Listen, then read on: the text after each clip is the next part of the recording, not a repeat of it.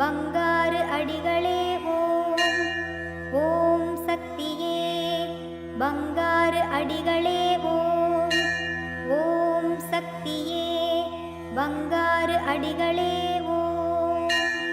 ஓம் ஓம் ஓம். ஓம் சக்தி Adiparasakthi. YouTube தோழர்களுக்கும் புத்தாண்டு வாழ்த்துக்களும் அம்மாவோட ஆசையும் அருளும் அமைதியும் நிம்மதியும் வளர்ச்சியும் கவலையும் அற்று அமைதியோடு வாழ்க்கை நடத்துறதுக்கு அம்மாவோட அருளும் ஆசையும் உண்டு. ஓம் சக்தி. வருஷங்கள் மாறி மாறி இருந்தாலும் நான் மாறாமல் இருக்கலாம். எல்லோரும் அனைவருக்கும் நிம்மதிக்கும் எம்மாதமும் சம்மதமும் எல்லாருக்கும் நன்றி. சேர்ந்து கொடுத்தவனும் சரி கொடுக்காதவனும் சரி கேட்டவனும் சரி கேட்காதவனும் சரி தர்மம் நல்லத்தையும் இருக்கும்.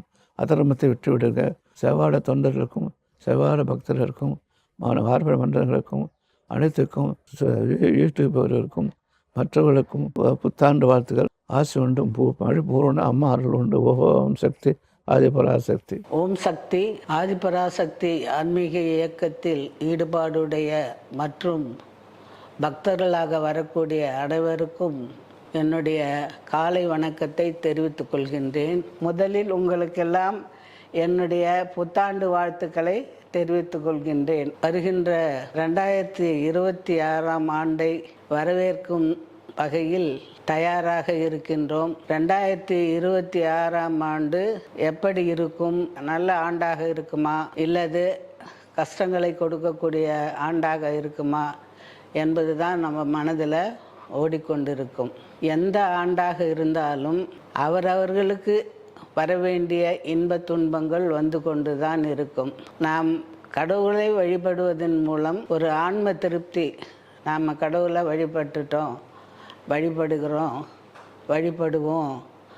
அதனால் நமக்கு எந்த துன்பமும் வந்தாலும் அது அவ்வளவு தாக்கத்தை உண்டாக்காமல் போய்விடும் என்ற ஒரு நம்பிக்கையில்தான் நாம் இறை வழிபாட்டை தொடர்கின்றோம். கெடுப்பதும் கெட்டார்க்கு சார்வாய் மற்றாங்கே எடுப்பதும் எல்லாம் மழை என்பது போல ஆண்டு பலனில் அனைவரும் எதிர்பார்ப்பது மழையினுடைய பலன்தான்.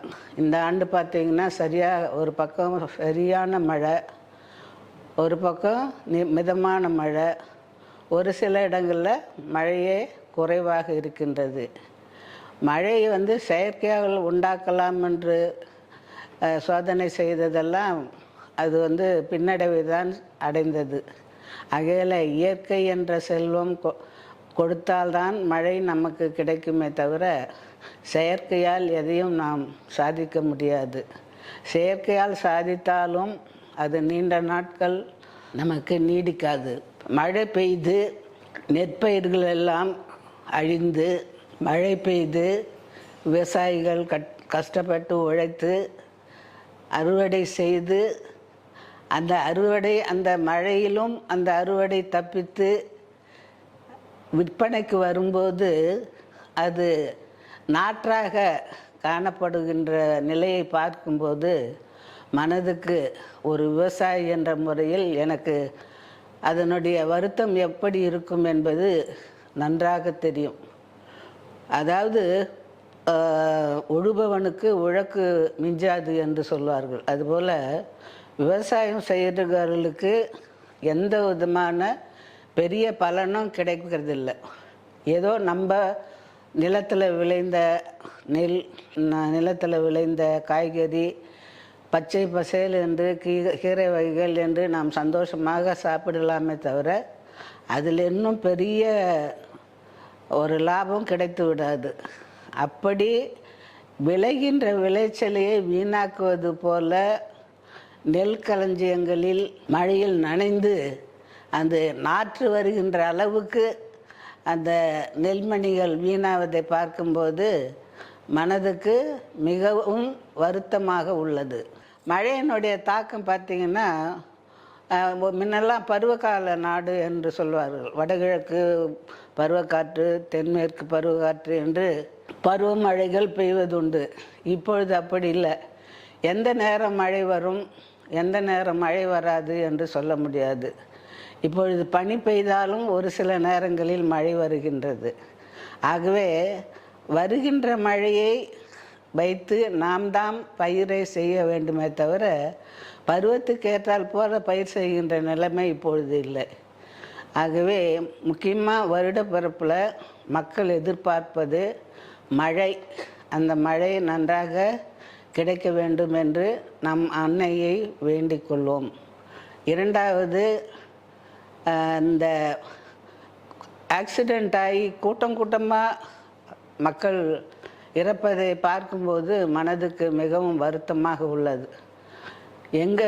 இதனால் நம்முடைய இந்த இறப்புகள் இப்படி சாதாரணமான ஒரு நிகழ்வில் கூட இறப்புகள் அதிகமாகிறது. அடுத்தது, உலக நாடுகளில் பார்த்திங்கன்னா ஒரே போர் சண்டை. அதுதான் அது உக்ரைன் ரஷ்யா போர் இன்றைக்கி உலகத்தையே உலுக்கி நின்றுருக்குது. அதாவது எந்த நாடு அவர்களை சமாதானப்படுத்த முயற்சி எடுத்தாலும் அது நடக்காத நிலைமையில் நடந்து கொண்டிருக்கிறது. இதனால் மக்கள் ரொம்ப அவதிப்படுறாங்க. இந்த ஈரான் ஈராக் சண்டையில் பார்த்திங்கன்னா உணவுக்கு கூட ரொம்ப மக்கள் பாத்திரங்களை ஏந்தி அந்த உணவுக்காக அவர்கள் சண்டை இட்டு அதை வாங்கி செல்வதை பார்க்கும் பொழுது ரொம்ப வருத்தமாக இருக்கிறது. ஆகவே இந்த கஷ்டங்கள் எல்லாம் நீங்கி மக்கள் 3 வேளையை நல்லா சாப்பிட்டு ஒரு நல்ல வேலையில் இருந்து நல்ல ஆரோக்கியமான வாழ்வு வாழக்கூடிய ஒரு சூழ்நிலையை இந்த ஆதிபராசக்தி நமக்கு ஏற்படுத்தி கொடுத்தால் அதுவே போதுமானது. இப்பொழுதெல்லாம் தங்கத்துக்கெல்லாம் யாரும் ஆசைப்படக்கூடாது. தங்கம் இப்போ வேணால் சொல்லிக்கலாம் தவிர என் தங்கமே, என் தங்க பிள்ளை அப்படின்னு தங்கம்னு சொல்லிக்கலாமே தவிர அதை வாங்குகிற அளவுக்கு எப்படி தான் அவ்வளோ வேகமாக விலைவாசி ஏறுனாங்க. ஆனால் தங்கத்தின் விலை இப்படி ஏறுவதை நாங்கள் பார்த்ததே இல்லை. எனக்கெல்லாம் கல்யாணம் ஆகும்போது ஒரு சவரன் 200 ரூபா தான் விற்றுது. இந்த தங்கத்தினுடைய நிலைப்பாடு எங்கே போய் எந்த இதில் நிற்கும்ன்றது யாராலும் சொல்ல முடியல.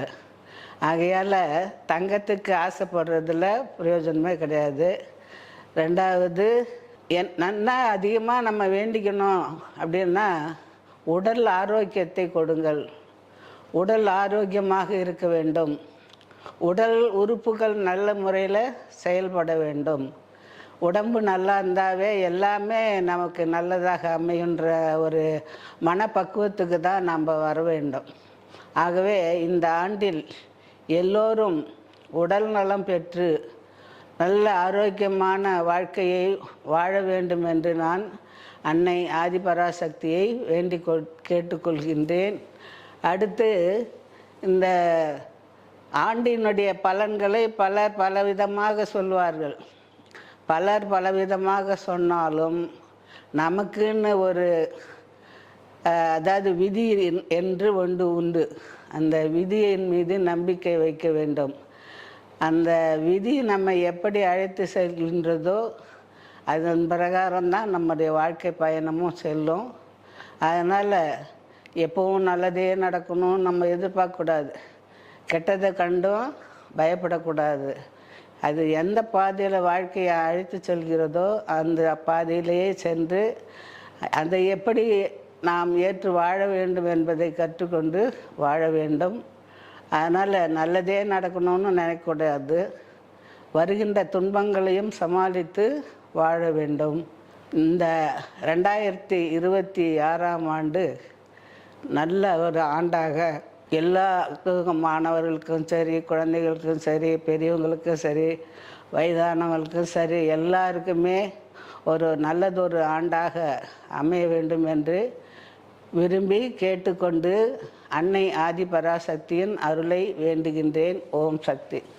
எப்பொழுதும் ஒரு சிறிய கதை இல்லாமல் உரையானது நிறைவு பெறாது. ஆகையால் ஒரு குட்டி கதையை உங்களுக்கு சொல்ல போகிறேன். ஒரு பணக்காரன் இருந்தான். அவனுக்கு நிறைய சொத்துக்கள் இருந்தது. அந்த சொத்துக்களை எல்லாம் பார்த்து கொள்வதற்கு ஒரு மேலாளர் பணியாளர் ஒருத்தரை வச்சு அந்த சொத்துக்கெல்லாம் பராமரித்து வந்தான். அந்த சொத்துக்களை பராமரித்து வந்த பணியால் யாராவது இந்த சொத்துலாம் யாருதுப்பா, இவ்வளோ நிலம் இருக்குது, இவ்வளோ பயிர் செய்கிறீங்க, இவ்வளோ சொத்து இருக்குது, இதெல்லாம் யாருதுன்னு சொன்னால் இவன் ஒரு அற்புதமாக எல்லாம் எந்து தான், என் சொத்து தான் எல்லாம் எனக்கு தான் சொந்தம் அப்படின்னு ஒரு தற்பெருமையாக சொல்லிக்கினே இருப்பான் ஆணவத்தோட. இதை எல்லாரும் கேட்குறவங்க நம்பினாலும் நம்பாட்டாலும் என்னவோ அவன் சொல்கிறான் அப்படின்னு சொல்லிட்டு போயிட்டே இருந்தாங்க. எல்லாருக்கும் தெரியும் இவன் சொந்தக்காரனாக இருந்தால் இவனே போய் வேலை செய்துக்கிட்டு இருப்பானா, வேலை ஆள் வச்சு தானே செய்வான். ஆனால் வேலையெல்லாம் இவனே செய்துட்டு இருந்து, ஆனால் இந்த சொத்துலாம் யாருதுன்னு சொன்னால் தன்னுடைய எஜமானதுன்னு சொல்லாமல் தனக்கு சொந்தமானதுன்னு ஒரு பெருமை, அதில் ஒரு தற்பெருமை சொல்லிக்கிட்டு இருந்தான். அவன் அந்த பணக்காரன் ஒரு பெரிய குளம் வெட்டி அந்த குளத்தில் நிறைய மீன்களை நிறைய வளர்த்துன்னு வந்தான். ஒரு நாள் அந்த பணக்காரனுக்கு தெரியாமல் அந்த பணியாள் என்ன பண்ணால் வலை வீசி அந்த மீன்களை பிடிச்சிக்கிட்டு இருந்தான். அந்த சமயம் பார்த்து பணக்காரன் அங்கே வந்தான். ஏன் அனுமதி இல்லாமல் நீ மீனை பிடிக்கிற அப்படின்னு சொல்லி கேட்டான். உடனே இவனுக்கு தான் செய்கிற திருட்டுத்தனம் தெரிஞ்சு போச்சுன்னு சொல்லிட்டு வெக்கமாயிடுச்சு. என்னுடைய உத்தரவு இல்லாமல் நான் வளர்க்கக்கூடிய மீன்களை நீ எப்படி பிடிக்கலாம் என்று கேட்ட உடனே இவனுக்கு அவமானம் தாங்க முடியல. உடனே ஐயா நான் தெரியாமல் செஞ்சிட்டேன், மன்னிச்சிடுங்க அப்படின்னு சொல்லி கேட்டாலும் பரவாயில்ல. அவனுக்கு அந்த பழைய எண்ணமே எல்லாமே நமக்கு தான் சொந்தன்ற அந்த எண்ணம் இருந்ததுனால ஒன்றும் சொல்லாமல் அப்படியே தலை குனிஞ்சு நின்னான்.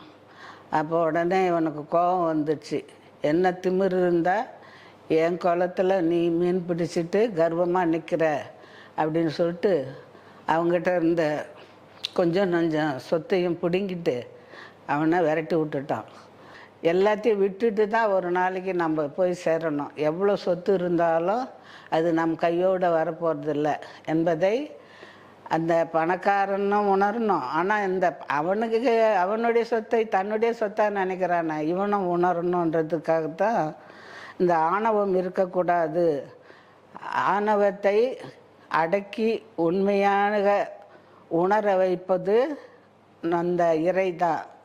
ஆகவே இறைவன் நம்முடைய உடல் அனைத்தும் இறைவனுக்கு தான் சொந்தம் என்ற அந்த உண்மையான அறிவோடு வாழ வேண்டும். ஆணவம் கொண்டு நடந்தால் அழிவைத்தான் உண்டாக்கும். ஆணவத்தை அடக்கி உண்மையான நிலையை புரிந்து கொண்டு செயல்பட வேண்டும் என்பது தான் இந்த கதையினுடைய கருத்து. எதுவுமே நமக்கு சொந்தம் இல்லை. நம்ம எது எடுத்துகிட்டு வந்தோம், எதை எடுத்துன்னு போகிறோம், ஒன்றுமே இல்லை. ஆகவே வாழற காலத்தில் ஏதோ அனுபவிக்கிறோம், ஆனால் கடைசியில் ஒரு நாள் எல்லாத்தையும் துறந்துட்டு தான் போய் ஆகணும். ஆகையால் பிற சொத்தை தன் சொத்தாக கொண்டாடும் ஆணவ குணம் இருக்கக்கூடாது.